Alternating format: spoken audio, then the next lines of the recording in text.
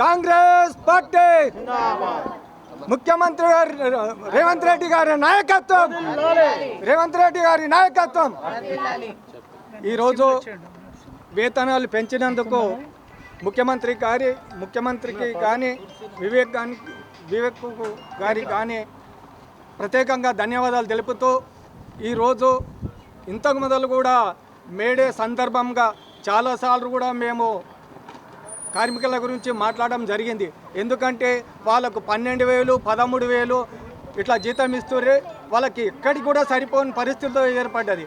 మేము అప్పుడు అన్నాం 25,000 జీతం ఇవ్వాలనేసి. బీఆర్ఎస్ ప్రభుత్వం ఉన్నప్పుడు కార్మికులను ఇంత కూడా పట్టించుకున్న పాపన పోలేదు.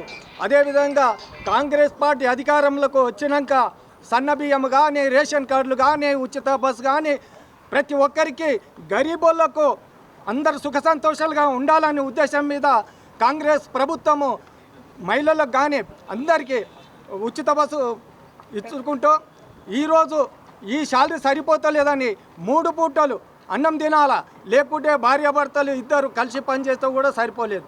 ఆ ఉద్దేశం మీద వేతనాలు పెంచినందుకు ముఖ్యమంత్రి గారికి, వివేక్ గారికి ప్రత్యేకంగా ధన్యవాదాలు తెలుపుతూ సెలవు తీసుకుంటున్నాను. Thank you.